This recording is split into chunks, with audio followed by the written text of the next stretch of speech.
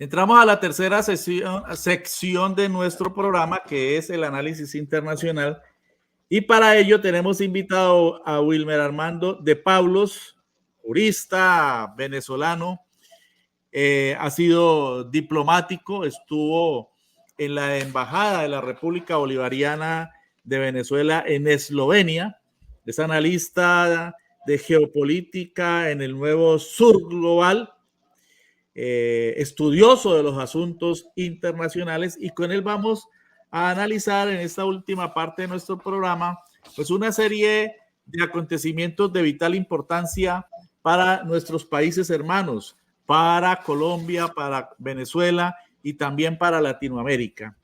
Muy buenos días, ya tardes en Venezuela. Wilmer Armando de Paulos, gracias por acompañarnos en Periodismo Libre.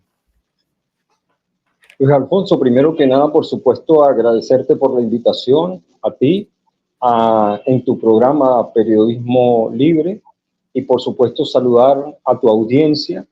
Y bueno, aquí estamos. Yo tuve el honor y el privilegio de vivir en Colombia. Mi primera experiencia en la diplomacia fue en Colombia. Mi primer estudio de especialización fue en la Universidad Libre de Colombia, donde tuve el honor y el placer de graduarme como especialista en distintas áreas del derecho procesal latinoamericano, y siempre recuerdo con mucho afecto al pueblo colombiano, a todas las experiencias vividas allá, y por supuesto aquí estoy para acompañar los temas que tú tengas a bien traer al programa. Pues mire cómo nos encontramos. Yo soy egresado también de la Facultad de Derecho de la Universidad Libre. Excelente. En donde estuvimos desde 1990 hasta el 95. Fue una época muy rica, de mucha vivencia, de mucho estudio y de mucha formación en la estructura jurídica, no solo del Estado colombiano, sino en el conocimiento del derecho en el plano universal. El derecho brinda una cosmovisión muy importante para cualquier profesional. Bueno, hoy se están cumpliendo 22 años de un acontecimiento muy importante, no sé si tendremos allí imágenes, de un acontecimiento muy importante para la historia del presente en su país, en el hermano país, en el hermano pueblo de la República Bolivariana de Venezuela, y fue el golpe de Estado dado por la oligarquía, por la extrema derecha venezolana, el 11 de abril del año 2002 contra el presidente Hugo Rafael Chávez Frías, que fue restablecido, fue llevado de nuevo al gobierno por el pueblo venezolano 47 días después. Ahí veíamos imágenes de un señor tristemente célebre, Pedro Carmona Estanga. Le dicen Pedro el Breve, porque solo duró unas pocas horas ejerciendo como monarca. Todos recordamos esa asamblea en la que el señor se sentó para una silla y eso gritaban: acábese la Asamblea Nacional, acábese no sé qué, acábese no sé qué más, y todo, y esta oligarquía abyecta, sumisa, que es igual en todos los países latinoamericanos, aplaudía. A las pocas horas el pueblo lo sacó del sitio donde estaban desarrollando ese golpe. Bueno, ¿qué recuerda usted de ese golpe de Estado que solo duró 47 horas y que constituyó pues todo un acontecimiento, una epopeya del pueblo venezolano que restableció en el poder al presidente en ese momento, Hugo Chávez Frías? Wilmer. Bueno, te tengo que confesar algo que yo normalmente nunca he manifestado. Fue exactamente el golpe de Estado del año 2002 que hizo que mi mente y mi plan y mi proyecto personal, para el que me formaba en el mundo del derecho, hacía carrera en el Poder Judicial, me especializaba y estudiaba todos los temas del derecho en mi visión de llegar a ser magistrado de la sala político-administrativa, o sea, del mundo jurídico. Y este hecho que viví en el estado Táchira, frontera con el norte de Santander, de donde soy oriundo, marcó realmente el cambio de mi visión simplemente jurídica y me hizo a partir de ese momento acompañar el proyecto político del comandante eterno Hugo Chávez, y desde entonces acompaño el proyecto desde hace 22 años. Es un hecho que marcó mi conciencia en lo político, en lo histórico, ¿sí? Y aquí estoy, acompañándolos desde la diplomacia, acompañándolos desde la comunicación política, acompañándolos desde el análisis internacional geopolítico y sobre todo desde la visión jurídica que está, como tú dices, le da la cosmovisión a uno de todo el mundo global, ¿no? ¿Qué recuerdo específicamente? Recuerdo que fue un golpe mediático, el primer golpe mediático en el mundo, televisado para algunas cosas e invisibilizado para otras, porque los cómics invadieron las pantallas en Venezuela. Vimos a la Iglesia Católica, vimos a los militares traidores, vimos a la Confederación de Trabajadores de Venezuela, la ultraderecha, a la Federación de Cámaras que agrupaban el país, toda la ultraderecha. Vimos, por supuesto, a la oligarquía venezolana. Por cierto, entre ellos vimos a María Corina Machado, que además firmó el infame decreto de Carmona el Breve, como tú lo acabas de llamar, que lastimosamente vive refugiado en Colombia, en Bogotá, ¿no?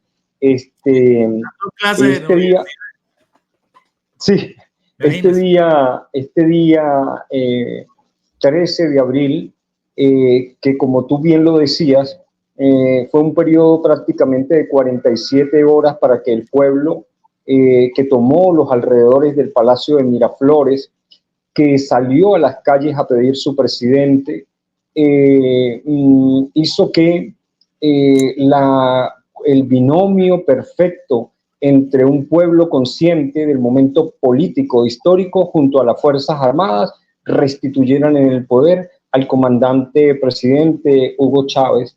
Es importante resaltar que ese fue el gran milagro, el milagro de un pueblo que despertó para más nunca abandonar el Palacio del Pueblo, el Palacio de Miraflores, porque jamás permitirá el retorno del fascismo, del neofascismo o de la oligarquía servil, genuflexa, servil a los intereses de Estados Unidos y de las transnacionales.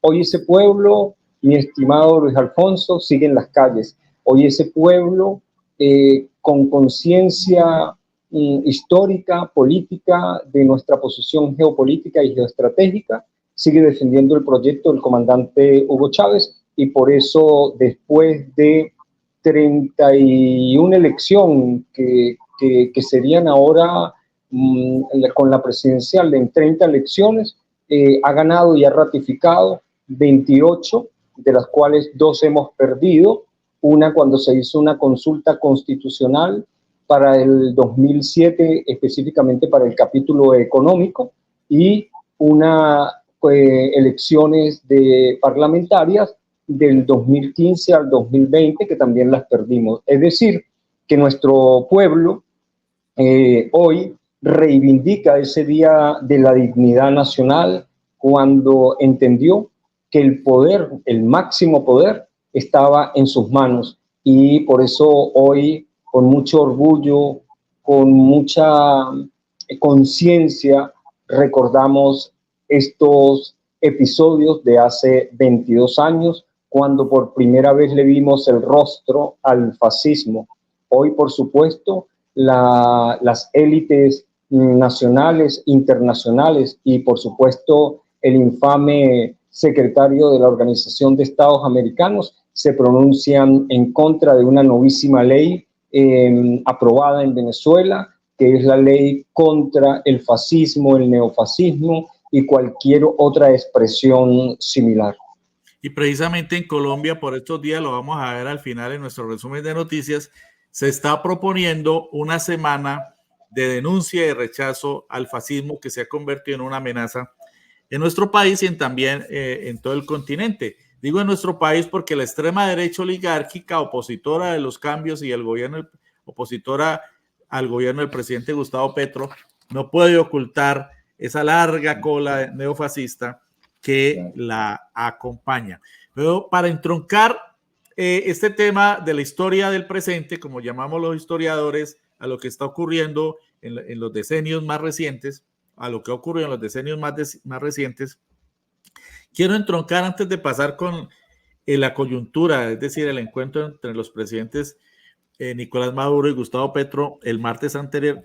Quiero tocar con usted el otro punto medular y palpitante en este momento, que es el de las elecciones, la convocatoria, entiendo, para el 28 de julio, elecciones presidenciales. En estos 22 años, pues es mucha el agua que ha pasado bajo los puentes de la historia de la República Bolivariana de Venezuela. Ha habido un bloqueo criminal, un bloqueo infame, inhumano contra el pueblo por parte de Estados Unidos para tratar de defenestrar, de tumbar el gobierno del presidente Chávez en primer lugar y luego el del presidente Nicolás Maduro. Bloqueo que además ha estado acompañado por una serie de situaciones muy complejas en el 2014, en el 2016 y 17, con lo que se llamó el fenómeno de las guarimbas, que fueron actos de terrorismo y de violencia usados por la extrema derecha para tumbar el gobierno del presidente Maduro.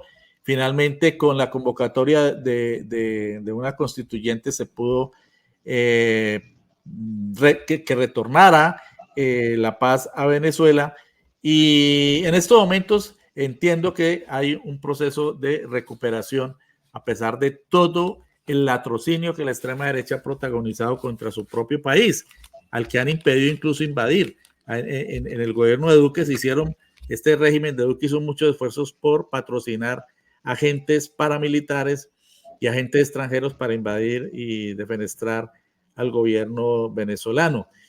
En relación con las elecciones, la narrativa que se está difundiendo en todos los medios de comunicación es que no hay candidatos de oposición y que el presidente Maduro está solo y que por eso no quiere que Corina Machado participe, cuando todos sabemos que lo que no se dice acá es que desde 2015 está inhabilitada. Le voy a mostrar esta página del periódico El Tiempo. Esta es la edición de ayer, 12 de abril, del periódico El Tiempo, el periódico de la oligarquía colombiana, ¿no? Digamos, el más significativo de la oligarquía colombiana, Tiempo. Fue de la familia Santos, ¿no? Familia de expresidentes, pero ahora lo ha adquirido uno de los pulpos económicos, el de Sarmiento Angulo. Y ellos dicen, no, sin ni siquiera utilizar comillas, Machado le daría paliza a Maduro si la dejaran competir en las elecciones. ¿Cuál es la respuesta de un analista y un amplio conocedor, y además de un venezolano, de este titular del periódico de la oligarquía santafereña? Lo primero que tendríamos que decir, Luis Alfonso, y rescatar, tú eres historiador y eres comunicador. Yo si tuviera que estudiar otras carreras, estudiaría dos específicamente, historia y comunicación, ¿no? Y por supuesto, cualquier análisis serio requiere del estudio de la historia y del estudio de la geografía, porque no pueden haber análisis sin ese contexto. Lo primero que tendríamos que recordar, escuchaba con atención a los compañeros que me antecedieron en tu programa, hablando de el proceso constituyente universitario. Como tú sabes, el primer paso del comandante Hugo Chávez cuando se juramentó en la Asamblea Nacional frente a la Constitución de 1961 fue levantar su mano y decir: juro ante esta moribunda Constitución. Y de inmediato convocó a un proceso constituyente, y el constituyente, el soberano, nuestro pueblo, se encargó de hacer su propia constitución. Ya la constitución que las antecedían fueron, por supuesto, hechas por la élite, como se hacían las leyes en el país y como se hacen normalmente para garantizar tanto los intereses de las oligarquías como de las transnacionales. Específicamente, lo que hay que resaltar aquí es que el proceso constituyente no rompió la división tripartita del poder en Venezuela, ejecutivo, legislativo y judicial, e incorporó al poder moral constituido por la Fiscalía, la Contraloría y la Defensoría, pero además institucionalizó y le dio rango constitucional al Consejo Nacional Electoral, es decir, un poder autónomo, independiente, que no está supeditado a ninguna estructura ni a ningún sujeto sino que está subordinado a la voluntad del pueblo. Por esa razón es que una vez instituido este poder electoral, su directiva es elegida por el propio pueblo, indirectamente a través de la Asamblea Nacional. Por eso es que su propio pueblo acompaña todo el proceso del sistema electoral desde sus inicios, con 14 auditorías que son antes, durante y después,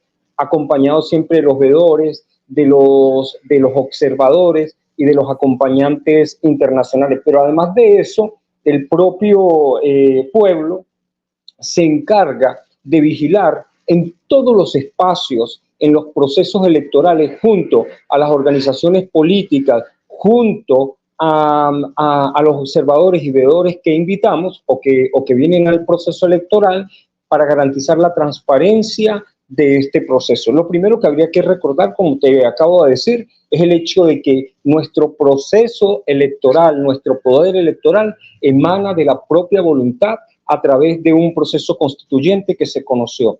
Lo más importante de esto es decir que el sistema electoral venezolano es la expresión, garantiza la expresión genuina del pueblo venezolano. No hay posibilidad alguna de manipular ese proceso. Cuando terminó la dictadura de Marcos Pérez Jiménez en el 47 en Venezuela, se creó rápidamente un proceso que respondía a tarjetones de acuerdo al color. La gente votaba era por el color amarillo, el rojo, el azul y no sé qué, y todo lo que se elegía de legisladores, de gobernadores y todo esto, lo hacían los partidos internamente. Es decir, era una forma fraudulenta que se mantuvo hasta el momento de la constituyente del 99. ¿Qué es importantísimo hacer referencia a todo esto? Primero, que debemos contrastar lo que hemos visto recientemente en Rusia, en las elecciones de Rusia, con la nueva estrategia, que en nada se difiere, contra el descrédito hacia el Consejo Nacional Electoral, contra el proceso electoral, utilizando la misma retórica de que Putin fue solo a las elecciones cuando eran 4 los candidatos y que hoy Nicolás Maduro va solo a las elecciones cuando el mundo entero sabe que fueron inscritos 37 partidos, que fueron inscritos 12 candidatos adversos, ¿sí?, al proyecto revolucionario, que es decir, contando al presidente Maduro, son 13. Pero además de eso, se hace ver, o el relato occidental de las corporaciones occidentales, de sus laboratorios de guerra sucia y de sus anclas, es que María Corina no se le permitió inscribirse. Pero es que María Corina Machado constitucionalmente se encuentra inhabilitada por el delito de traición cometido cuando en su condición de diputada asumió la embajada de un país extranjero para pedir la intervención armada contra nuestro propio país. Es un hecho público, notorio y comunicacional. Pero además de eso, ella dice que no le fue permitido inscribir su partido político 20 Venezuela. 20 Venezuela nunca ha sido un partido político, es un movimiento que ella dirige, pero además no cumple con los requisitos propios que exige la ley en cualquier parte del mundo, de un porcentaje que permita recoger el número de firmas para presentarlos ante el poder electoral. Esa es la verdad verdadera en relación a eso. Ahora, el tema de los porcentajes, mira, la institución más seria en Venezuela en relación a encuestas y a sondeos se llama Data Analysis, que la dirige Oscar Chemer. El último sondeo hecho en razón de las posiciones conforme a las proyecciones dicen que la oposición, y estoy hablando de las oposiciones, de la oposición democrática y de la oposición antidemocrática, fascista, golpista, antinacional y antipatria, ellas todas sumadas no superan el 15% de votos del padrón electoral en Venezuela. El padrón electoral en Venezuela es de más de 20 millones de votantes, ¿sí? En Venezuela, recordemos, hay una demografía de 33 millones y el último evento electoral, que fue el del 3 de diciembre, en la consulta que se hizo en relación con la zona en reclamación, la Guayana Esequiba, votaron más de 10 millones. Entonces, la verdad verdadera es que la altísima participación del pueblo en todos estos 30 procesos electorales garantizan y además visibilizan a un pueblo que se encuentra evidentemente politizado. ¿Por qué? Porque el comandante Hugo Chávez se encargó a través de su verbo y sobre todo en ese extraordinario programa llamado Aló Presidente, a crear conciencia histórica, política, geopolítica y por supuesto despertó la conciencia de todo un pueblo. Ahí estamos viendo en pantalla, doctor de Pablos, el tarjetón. Este es el tarjetón definitivo y expliquémoslo un poco porque vemos allí 13 veces al presidente Maduro y 24 veces candidatos de oposición. Digamos sí, que es un tema distinto al nuestro, pero allí es importante dos cosas. Explica primero ese tarjetón, por qué esa repetición de las candidaturas. Entiendo que es cada partido el que candidatiza. Miren ustedes la cantidad de partidos, más de 40. Y segundo, ¿por qué se insiste en los medios de todo el continente en que no hay partidos de oposición? Hay 24 allí y están respaldando a 12 candidatos de la oposición. Entonces, es la narrativa internacional, ¿no? Recuerda que el trabajo de los organismos de inteligencia, de la CIA, del Mossad, del MI5, del MI6, que operan en distintas partes del mundo, por cierto, desde Colombia lo ha denunciado el propio presidente Nicolás Maduro, tienen como objetivo fundamental, en principio, desprestigiar al Consejo Nacional Electoral, es decir, al poder electoral, aun cuando el sistema ha sido validado por el propio centro Jimmy Carter como el más moderno, transparente del mundo, ¿no? Pero además de eso, no solamente atacan a la institucionalidad del Consejo Nacional Electoral, interna y externamente, el fascismo nacional, ese grupo de la ultraderecha, antipatria, antinacional, por supuesto no solo desconoce la democracia, sino también las instituciones. Cosa rara que lo atacan cuando el resultado les es adverso, porque cuando el resultado no les es adverso, como en el año 2015, para donde tuvieron la mayoría de parlamentarios, o cuando ganan espacios importantes regionales, como es el caso del estado Zulia, con el gobernador Manuel Rosales, que por cierto estuvo reunido con el presidente Petro hace unos días. En ese caso no la atacan, simplemente invisibilizan, hacen silencio frente a la situación de un hecho que es real, público y notorio. Pero la CIA y los laboratorios de guerra comunicacional, el monopolio de la comunicación occidental, se encargan, por supuesto, de desprestigiar a la institución, de desprestigiar el proceso, porque ellos juegan, por supuesto, como lo hemos visto en Ecuador recientemente, como lo hemos visto en Argentina recientemente, cómo trabajar a través de esa guerra cognitiva, a esa guerra híbrida, esa guerra de cuarta y quinta generación, como llaman los expertos, para afectar el subconsciente colectivo de la población a los fines de manipular el voto a través del hecho emocional, con el fin de colocar frente a la presidencia de la República a unos payasos genuflexos, serviles al imperio norteamericano. Y basta citar el caso de Javier Milei en Argentina, basta citar el caso de Boris en Chile, basta citar el caso de Daniel Noboa en Ecuador, basta mencionar esos tres ejemplos para ver cómo operan y cómo es todo esto una estrategia que viene de los laboratorios de guerra sucia, pero que está perfectamente diseñada para revertir la voluntad de los pueblos. Con Venezuela cometen un gravísimo error porque subestiman la conciencia del pueblo venezolano. Recuerda que si hay algo que Chávez hizo muy bien, fue despertar la conciencia del pueblo.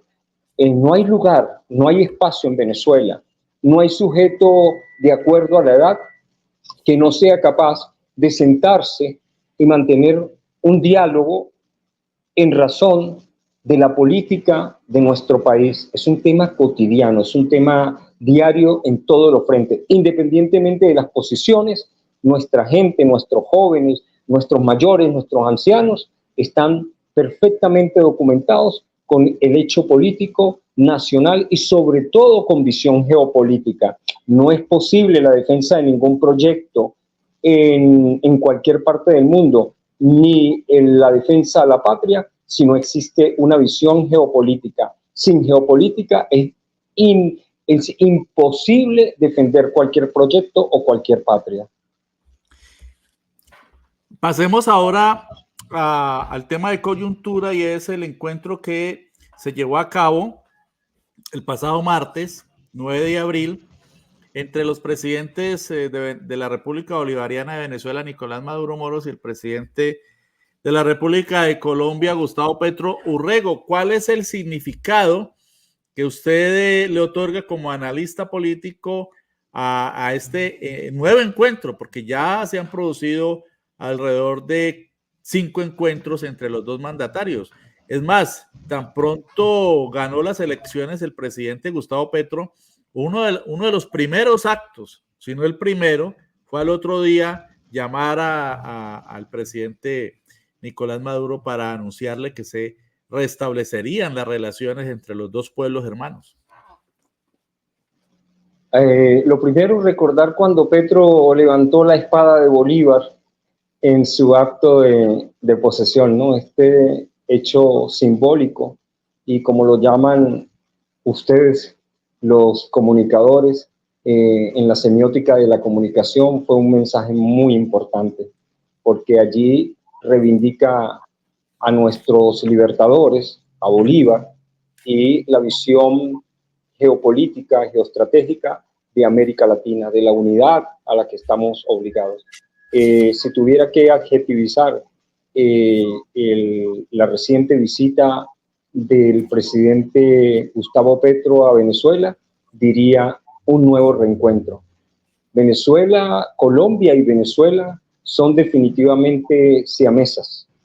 Están unidos por la historia, estamos unidos por la historia, estamos unidos por la geografía, estamos unidos por ese amor entre los pueblos, ¿sí? No podemos distinguir, no hay marcadas diferencias entre un venezolano y un colombiano, es simplemente una expresión y una empatía y una forma de relacionarse de forma muy natural. El reinicio de estas relaciones a la llegada del presidente Gustavo Petro, por supuesto las aplaudimos después de las infames actuaciones de Iván Duque, ¿no? Recordemos el último de sus episodios, cuando se prestó para la probable y posible intervención en Venezuela, en aquellos puentes entre el norte de Santander y el Táchira, a través de un supuesto concierto al que lo acompañaron varios presidentes de la región y, por supuesto, toda la oligarquía de uno y de otro lado.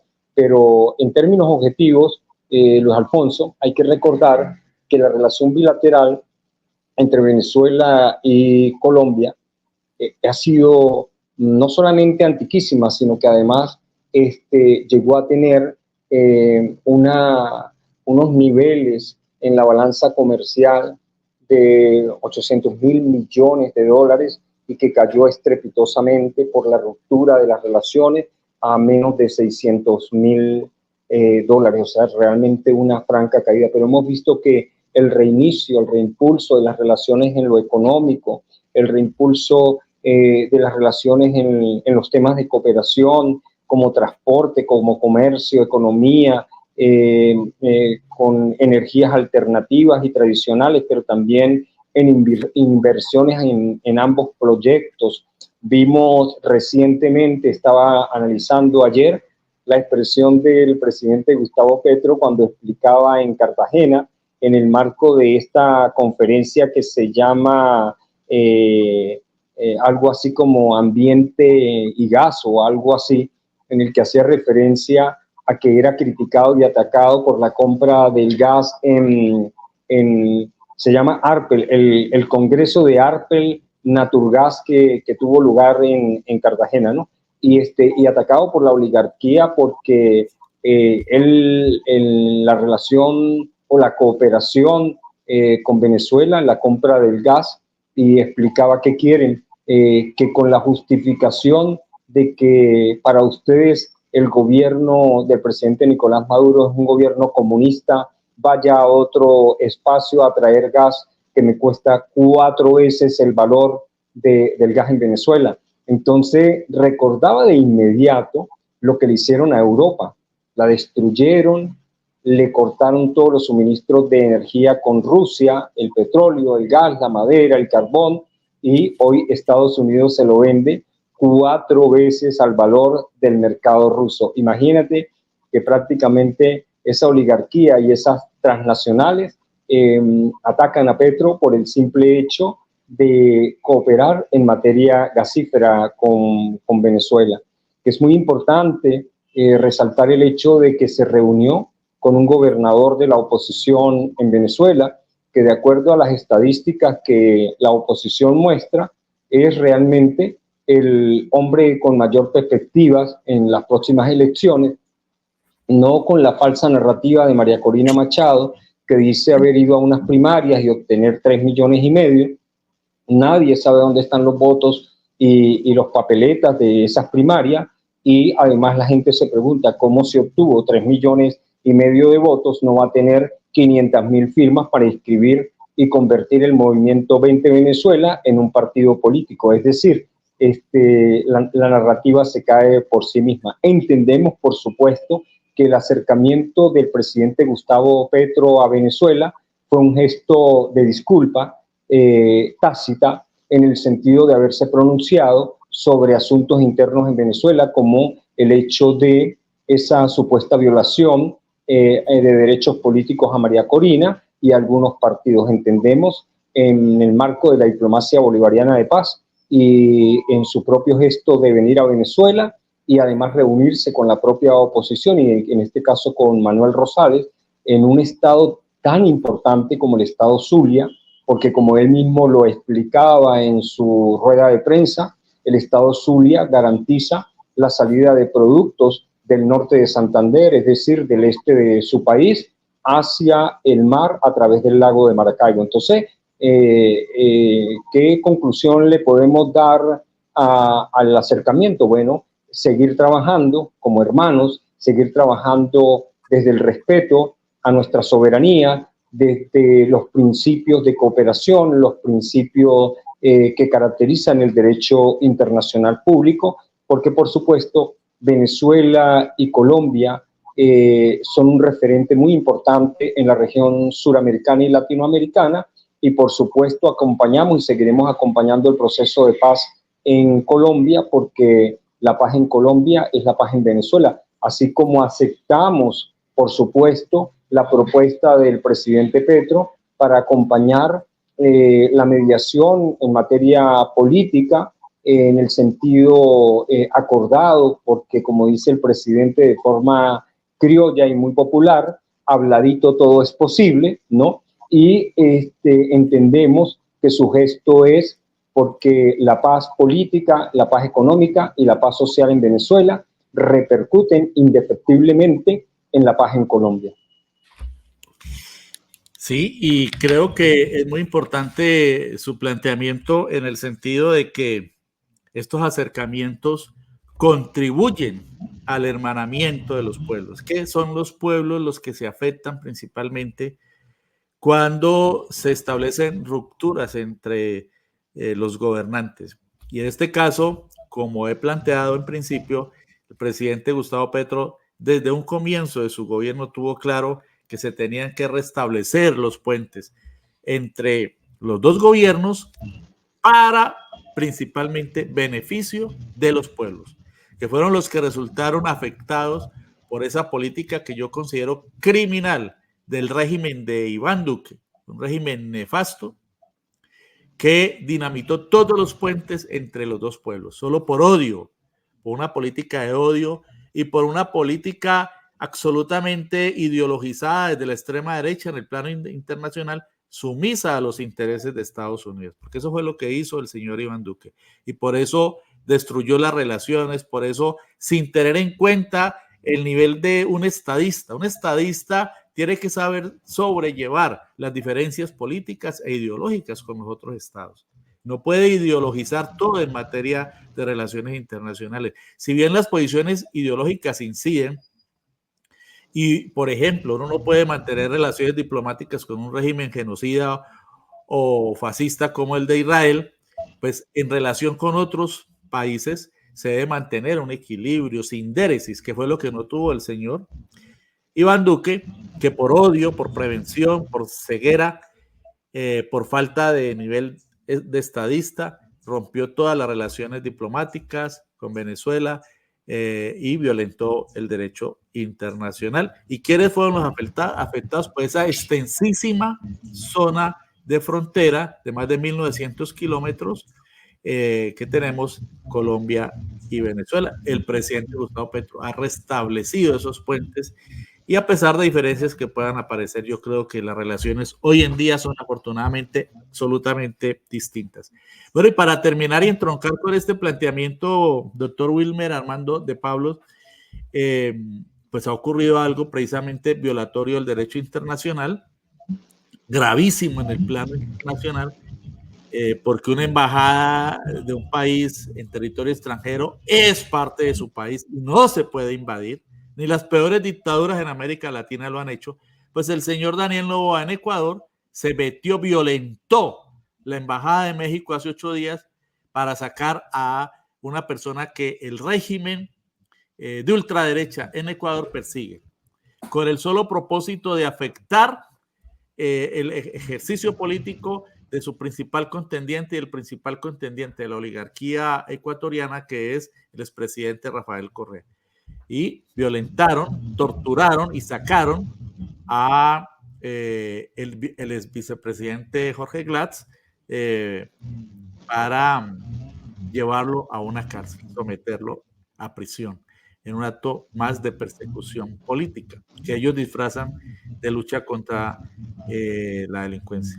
¿Cómo analiza usted esto que ha ocurrido y la decisión del presidente Andrés Manuel López Obrador de México de romper de inmediato relaciones diplomáticas con Ecuador?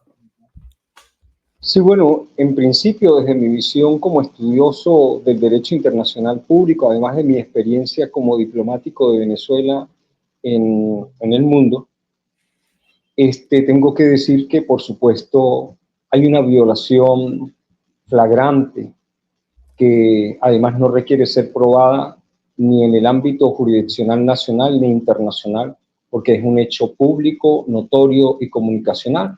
Y desde la perspectiva del derecho, eso no requiere ningún tipo de proceso probatorio. Se violaron abiertamente los artículos 22, 29 y 41 de la Convención de Viena para las Relaciones Diplomáticas. ¿Por qué? Porque la Convención de Viena para las Relaciones Diplomáticas garantiza el resguardo a los bienes de una misión en el extranjero, pero además de eso, inviste de inmunidad diplomática a todos los funcionarios que operan en el país receptor. Y Noboa violó el derecho internacional público en su artículo 22, en su artículo 29, ordenando la invasión en territorio extranjero, ¿sí?, de un país como México, que es un país de la región que tenía una misión diplomática en funciones en suelo ecuatoriano, pero por la ficción que existe del derecho internacional público, se entiende que las embajadas, los consulados, las residencias oficiales están investidas de una inmunidad que les es propia, igual que los carros, igual que los bienes, incluyendo archivos, mobiliario, etcétera, etcétera.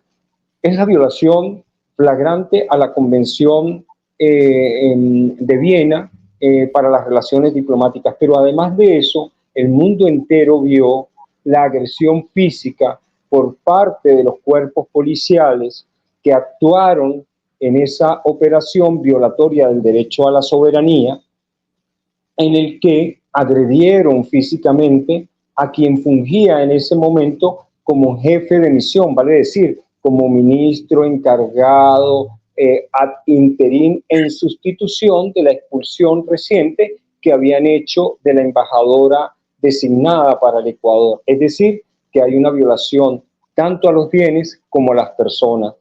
Es evidente que se violó el derecho internacional público, pero como abogado les tengo que decir desde mi visión del estudio del derecho constitucional y además del derecho procesal en América Latina, para lo cual estudié en Colombia en la Universidad Libre, es que hay una violación abierta y flagrante por parte del presidente Daniel Noboa de los artículos 416 y 417 de esa Constitución, del debido proceso que establece esa propia Constitución, porque una vez que son ratificados los tratados, convenios y acuerdos internacionales, se convierten en ley para el país que suscribe. Es decir, que la Convención de Viena para las relaciones diplomáticas, violada en su artículo 21, 29 y 41, no es ley en Ecuador y en todos los países que la hayan suscrito. Es decir, que él violentó ese artículo 416 y 417 que convierte, que hace la conversión del derecho objetivo de un instrumento del derecho internacional público como es un convenio, un acuerdo y un tratado. Violar el convenio de Viena es violar la propia Constitución y por supuesto eso acarrea desde el punto de vista jurídico, desde el punto de vista constitucional y legal, los procedimientos que permiten la destitución, el juicio político y las otras consecuencias o sanciones propias que deben atribuírsele a todos los corresponsables que actuaron allí, al presidente, a sus 3 ministros, la canciller, la ministra de Interior y Justicia, el ministro de la Defensa y los funcionarios que actuaron. Hay un principio universal en materia constitucional que ante una decisión violatoria de la Constitución y las leyes, el funcionario subordinado puede apartarse de esto sin ningún tipo de responsabilidad. Vale decir que todos los que actuaron conforme a la orden dada por Daniel Noboa no están exentos de responsabilidad. Al contrario, son copartícipes del hecho ilícito que él cometió. Eso desde el punto de vista jurídico. También es importante señalar la repercusión inmediata que tiene ese actuar en razón de la violación a la soberanía y en violación a la transgresión a sus funcionarios diplomáticos, cuando el propio presidente Andrés Manuel López Obrador, en verbo de su canciller Alicia Bárcenas, informa al mundo entero la ruptura de relaciones bilaterales entre Ecuador y México. Pero además de eso, ordena la salida inmediata de su personal, solicitando el debido resguardo y además el acompañamiento de otros embajadores acreditados en ese país para resguardar la integridad física de sus funcionarios. En ese mismo acto recuerdo que la canciller, como se llama allá, secretaria de Relaciones Exteriores de México o del Estado de los Estados Unidos de México, anuncia que tomarán acciones ante la Corte Internacional de Justicia por los hechos gravísimos, inéditos, cometidos por, lo llama Rafael Correa, el muchachito consentido, que en mi opinión en el relato comunicacional es un gran error, porque no es un muchachito consentido, es una ficha del imperio norteamericano y sus aliados. No es ningún muchachito consentido. Por eso es que Duque, Iván Duque, lastimosamente, al igual que Noboa, respondiendo a las líneas dadas por el Comando Sur, por el imperialismo norteamericano, exponen a sus pueblos, exponen las relaciones, porque no son más que serviles actores al imperialismo norteamericano. No nos engañemos, Noboa no es ningún muchacho consentido, Noboa es un actor o un doble agente de la CIA que llegó al poder, tal cual lo explicó el propio Andrés Manuel López Obrador. Una vez Estados Unidos, a través de sus organismos de inteligencia, ordenaron el asesinato de Villavicencio, se lo atribuyeron en el relato comunicacional al correísmo, de inmediato hubo una caída estrepitosa, ¿no? Porque las tendencias decían que los ganadores era el correísmo, hubo una caída estrepitosa, apareció el outsider vestido con chaleco antibalas en una discusión, en una confrontación televisiva, y de inmediato lo posesionaron y llegó a ser presidente. Nada de eso es ingenuo, todo eso está perfectamente calculado por la CIA, como lo hicieron en Argentina y como lo han hecho con Boris y como lo han hecho con otros países. Es muy importante señalar que esa solicitud de inicio de un proceso ante la Corte Internacional de Justicia interpuesta por México, en la que se solicita, primero, juzgar y condenar la actuación del Ecuador; segundo, suspender al Ecuador de Naciones Unidas; tercero, visualizar si realmente la Corte Internacional de Justicia se va a abocar al conocimiento de este caso y va a hacer uso de esa jurisdicción que le es propia, en virtud de que estos son países que han firmado y que además han actuado siempre acompañando a la Corte Internacional de Justicia, lo que Venezuela no se permite, porque nosotros creemos que por encima del Tribunal Supremo de Justicia, y así lo señala nuestra Constitución, no hay otro órgano internacional, porque eso es ceder soberanía. Pero estos países que tradicionalmente han ido y han actuado ante la Corte Internacional de Justicia someten en este momento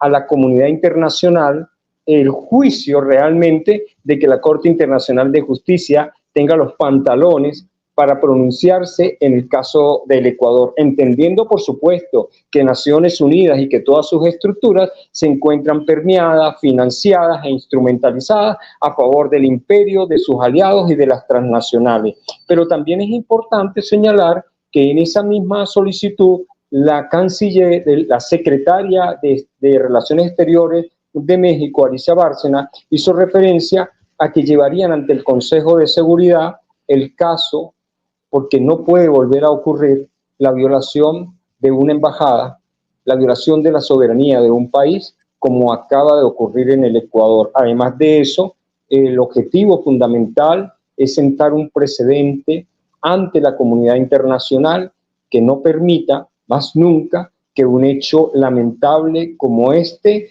pueda volver a ocurrir. Y les repito, esta actuación de Daniel Noboa no son las pataletas de un niño rico malcriado, no, eso está perfectamente calculado por los organismos de inteligencia de la CIA, del Mossad, del M5, I5 y 6, porque México, en la trilogía norteamericana entre Canadá, Estados Unidos y México, muestra las mayores exportaciones, el segunda economía más importante de la región, y por supuesto necesitan los recursos, necesitan la geografía, necesitan la población para impedir lo que todos estamos viendo, la caída del último imperio sobre la faz de la tierra.